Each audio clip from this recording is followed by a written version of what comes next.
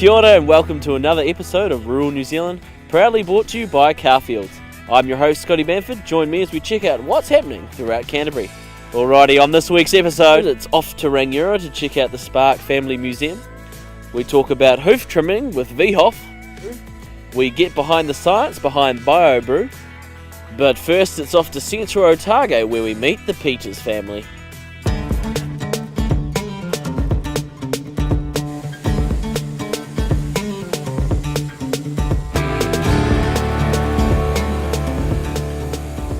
The Peters have been farming in Central Otago for over 65 years.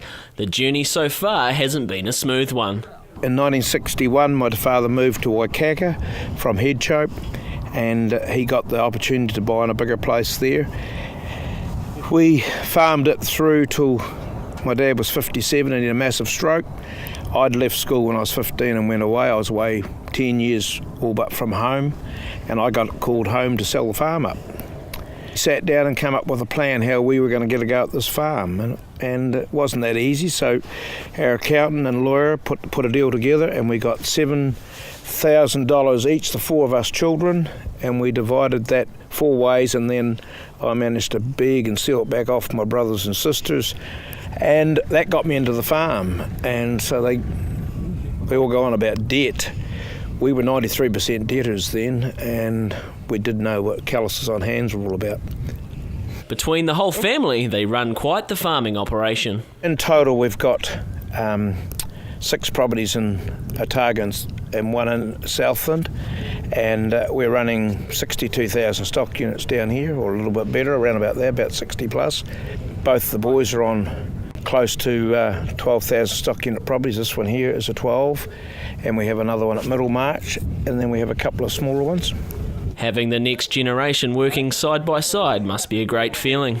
They're probably better farmers than what we are, really. They're doing really well. It's great. They do challenge us, but it's good. It's healthy.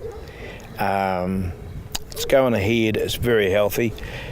But they've got a big challenge to follow my footsteps. As a family, we get on pretty good yet. We work pretty well as a team. Yeah, we sort of all got the same focus on what we're breeding and trying to do. Yeah, and meat and wool and beef. So yeah, just trying to make our product the best as we can. So yeah. Yeah, it's good being part of a family enterprise. Yeah. Helps out that they're also passionate about farming, really. Very passionate, which sometimes turns into a bit of friendly competition. Yeah, well, our daughter was meant to be home on this farm right here where we're standing, because the boys already had their properties, and we employed a fella from the North Island, and he took our bloody daughter away. So that was the end of that, but I think she must have been a good catch for him. So they're farming in the North Island and in the Gisborne, Matawai area. And they've got 12,000 stock units, so we've got to weave it up there too. Having CP Wool on board must be exciting for the future of the industry.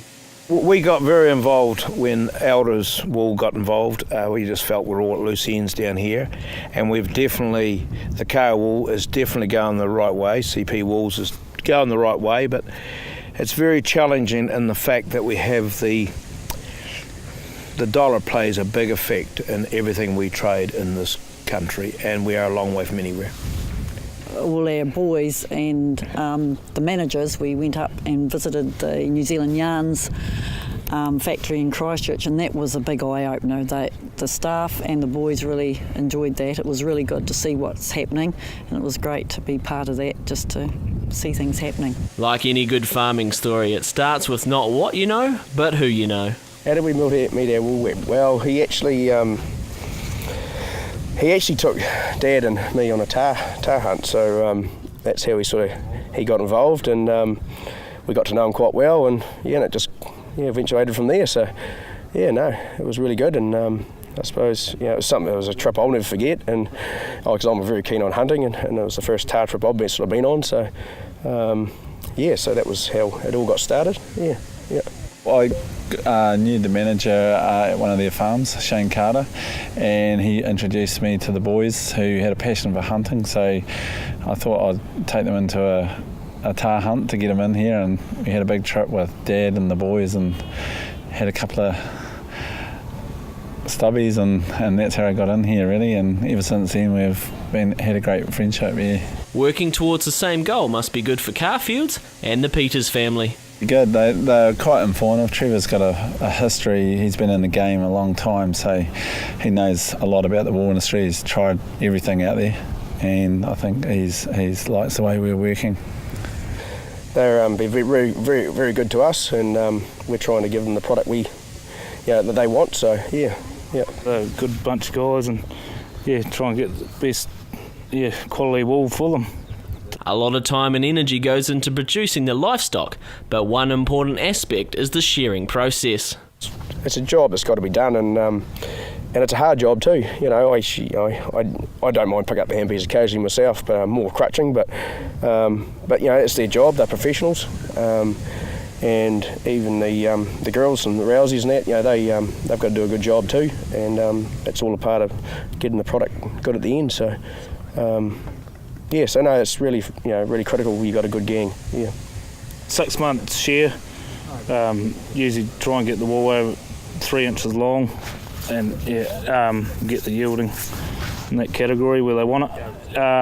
And be 1,200 bales roughly shorn. The whole outfit. Preparation's really important in this game, and the Peters, they've got Dion Morale. He's one of the better contractors out there, and they've really got a high standard of shed preparation, so it's important to meet these just shorn and New Zealand yarn contracts. We bought a small business that was based around Moa Flat, and Trevor Peters' farm came with that particular business, and obviously we were very keen to have that within our current business because of my relationship with Trevor years ago. So it's really good work for us, gives us a summer run we never used to have in central Otago, and he looks after us really well, and that he's a hard taskmaster. I think he has to be. If you're a stud breeder, you sort of have to keep your finger on the pulse, and he's got expectations, and we're expected to meet those. So but it's all good. He's very fair about it. The wool division had a strong history before coming under the Carfields name. Carfields Primary Wool was established originally as Elders Primary Wool, and the Carr family bought Elders in New Zealand August 2014, so it was renamed Carfields Primary Wool. It's a 50-50 JV between Carfields and Primary Wool Co-op. Primary Wool Co-op was set up in 1974 by a gentleman by the name of Bay Delatour, who still remains a director today of that business. Primary Wool Co-op's got 1,400 grower farmers, shareholders, and throughout New Zealand, and originally started in the North Island on the east coast, and has spread down through here, mainly through mergers, etc. So 50% of the profits go to the farmers, and 50% obviously throw through to Carfields. I work for Carfields as the Chief Operating Officer, and I'm responsible for the wool division. We have a management contract to manage the wool division, but it's a very good partnership to have both the farmers and a business such as the Carfields alongside each other. Another business within that group is New Zealand Yarns. We're a 56% shareholder of New Zealand Yarns. That's Carfields Primary Wool. So and the Peters family are both shareholders in Primary Wool and actually shareholders in New Zealand Yarn. So it's very much working through the value chain, and as we are trying to derive more value for wool for the farmer, and this is one of the key objectives that we've undertaken in the last couple of years. With great synergy between farmers and Carfields, the future of wool looks positive. I think the wool future for New Zealand and abroad is quite exciting.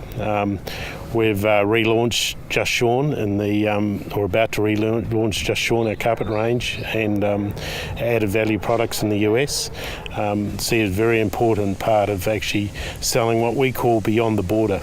So not just selling at the border, but selling into the value-added markets of the world. So that's very much our focus. And look, it's smallish volumes at the moment, but we see it having the integrated story from the farmer through the yarn company through to the end consumer being a very important part of that strategy. Along with that, and into the future, as long as sheep numbers keep decreasing, we're going to have to see some consolidation in in businesses or the way we handle wool into the future. So I suppose that leads to some exciting stuff coming up as well. So. Yeah. With the next generation of the Peters family coming through, they will continue the legacy. They've both got their finger on the ground and their feet on the ground like me, and it won't stop. This next generation, and I'm sure the following one will carry on. I hope that things do improve a wee bit, because we have had some bad years in farming, and it's not always nice crawling on the bank manager's door and saying, well, I have to have this at the moment to float for another wee while, and then all of a sudden things start to roll away again. But that is farming, and anybody can't say any different. That is farming. We trade with a dollar, and we've got to live with it.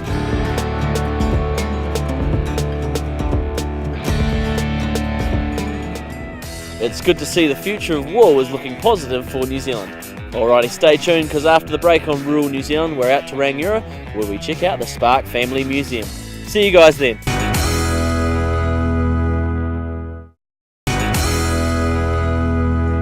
Welcome back to Rural New Zealand. Now, I heard a family out in Rangiora had quite their collection, so I decided to go check it out.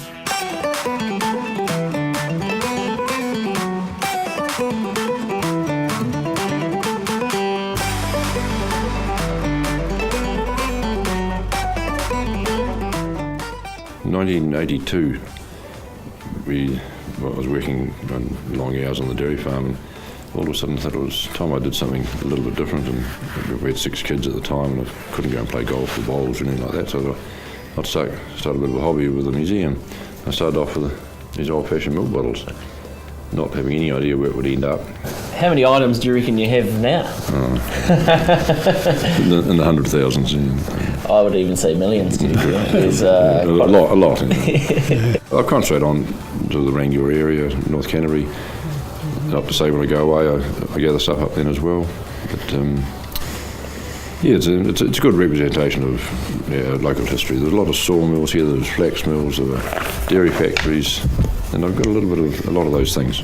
And this bar came from the Junction Hotel in Rangiora, which is now all been repaired, and it's got a sushi shop in it. But this bar's part of that journey of that hotel, built in 1880, around the 1880s. Talking the scale of the museum, how big is it exactly? I think there's half an acre of building. It started off gradually, built the first building in 1985, the first big building. It started off in a little shed beside the house to start with. Then the second building, 1990, 98, 2005, and the Big Track Museum in 2006.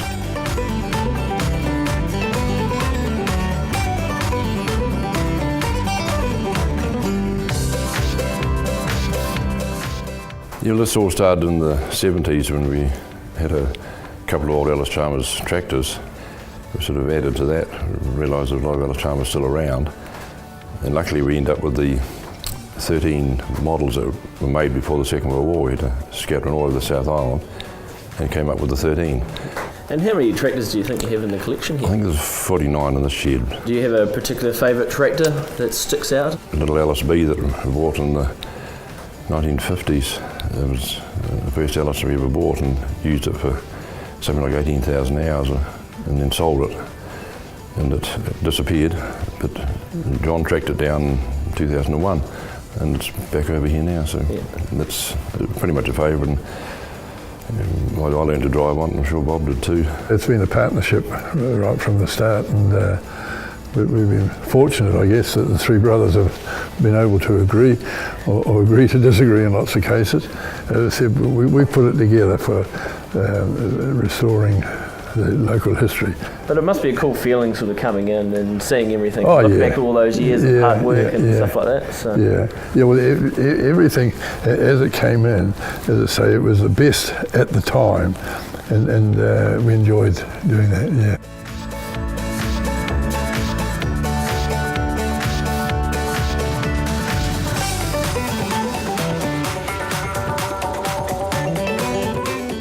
Do you have one particular piece that you sort of love or stand out, or is it just the building itself? I think it's just the whole jolly lot. Of course I've got favourites, but there's so many unusual things that have been made. This is something I'd had for years and never realised what it was. it's of an age when there were no 3-pin plugs, so you had to plug it into your light socket. You had 2-way points in your middle of your room. And this is a heater for a lady on a sewing machine. She could keep her feet warm on this little heater inside here. Yeah. So it's a foot warmer, but a 1 foot warmer. The other one missed out. The right hand foot, yeah. You put a cartridge inside it, and hit it on here with a sharp object, hit a few hits, hold it against the horse's head, and you hit this. And Well, you wouldn't sell that to many places nowadays, would you? It was called Humane. They were used on the race courses. Oh, yeah. When horses broke a leg, they'd go straight away. There's no. Well, that's it. Just do it.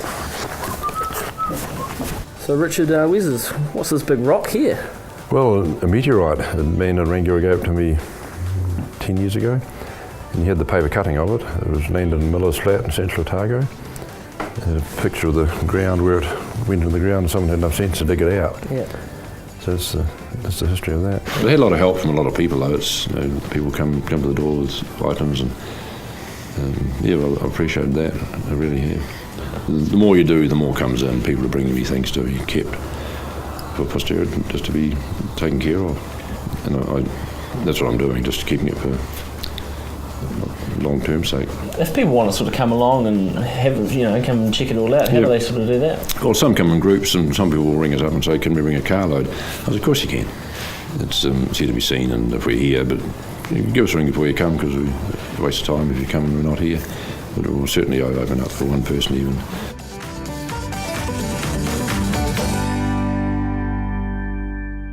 It's certainly an awesome collection that you could spend quite a few days checking out. Alrighty, stay tuned on Rural New Zealand, because after the break we talk to BioBrew and we get some foot trimming advice from VHoff. See you guys then.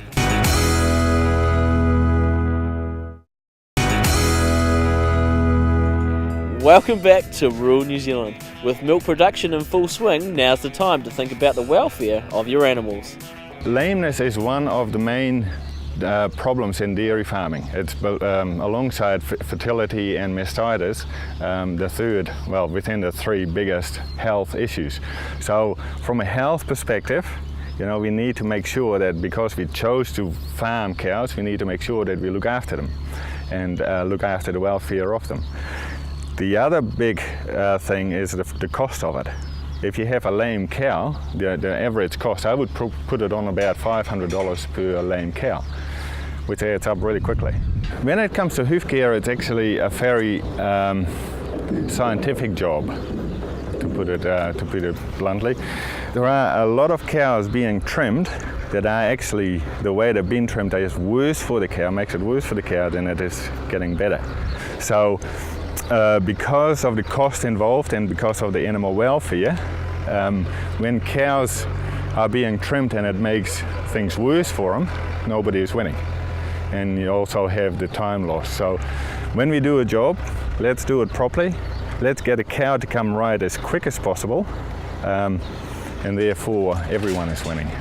If you have a crush, that basically means that, for one, you can get access to the cow safely, but also, because we've got the equipment, you can do the job quick and easy, which means people are more likely to go and do the job quickly.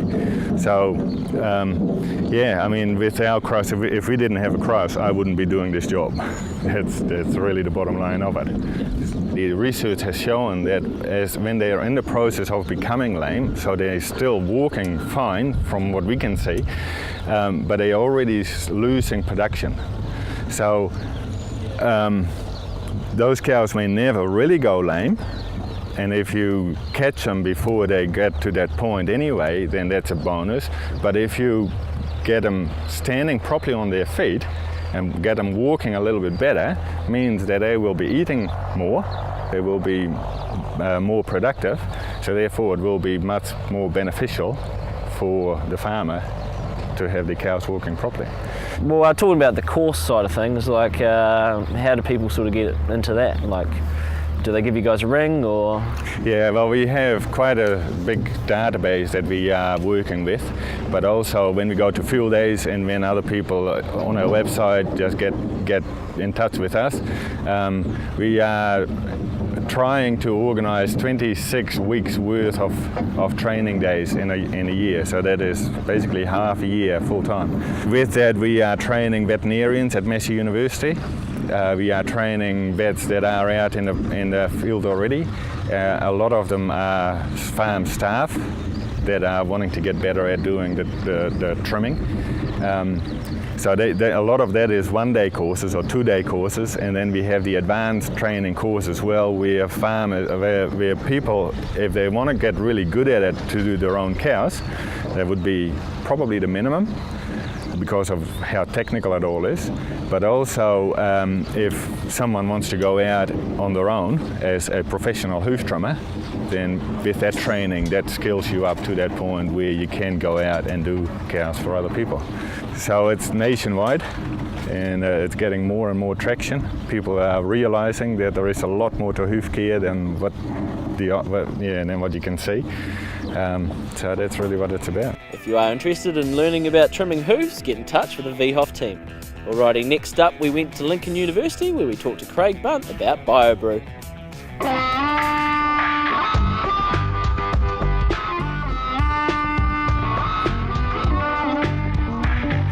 A real probiotic, it's live microbes, a lot of them, known microbes, bacteria, that give a health benefit.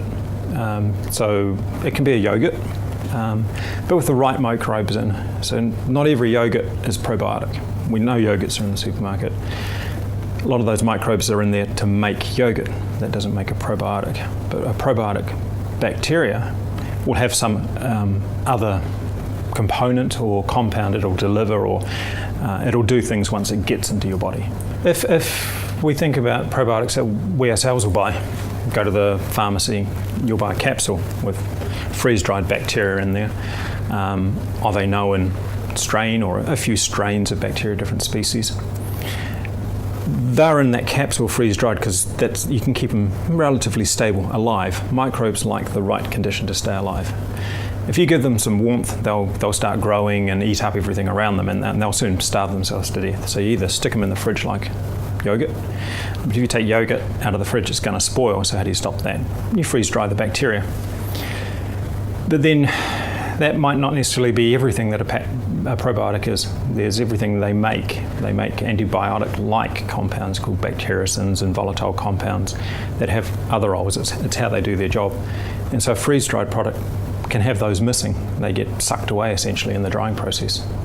And then freeze-dried bacteria, when you add them to water, if you ingest them or dilute them, it's a pretty big shock. You'll lose a lot that way. And if they're not alive, they're not a probiotic. So I started working with probiotic formulations, stabilizing them, keeping them alive, putting them in a way you could feed them to animals or people. And freeze-dried type products, or products that are out there that they call themselves probiotics but are dead, they can be nothing but dead, calling themselves probiotics, raised my natural high level of cynicism. BioBrew came on the market a few years ago, or maybe a little bit longer, and it struck me, they're live probiotics, live microbes, and I thought, oh gosh, what are they doing with those? They're either keeping them in the fridge or they'll be going off. And then I learned, no, actually they're putting them out there fresh, instructing their customers to use them quickly and supplying more, weeks later. So they're live and they have high microbial content, and they know the strains that are in there, and there's everything else in there, nothing's removed. So they're not removing things by freeze drying it or filtering it or stripping it down. So it's live microbes, it's the other compounds, they're in a food source, they're actively metabolizing, so it ticks all the boxes really, or nearly all the boxes of what a probiotic is. You've got microbes that are hitting the ground running, they're actively metabolizing, they're doing what you want them to do when they say get in the gut or however you're ingesting them. So fresh or active, they're using the food around them, they're producing these compounds. So if you were to eat them, administer them to an animal, they're there already. You take a freeze-dried thing, you'll shock a lot of them, you'll kill a lot of them when you reanimate them, when you add them to water, and then they'll take time to get up to activity, so to speak. So fresh, high numbers, minimal shock, you've got everything else that's there. So makes sense. Do the job. So metabolites, they're compounds that bacteria make. Bacteria don't just sit there. When they grow, they produce chemicals. They produce materials to keep away their competition. Their competition are other microbes.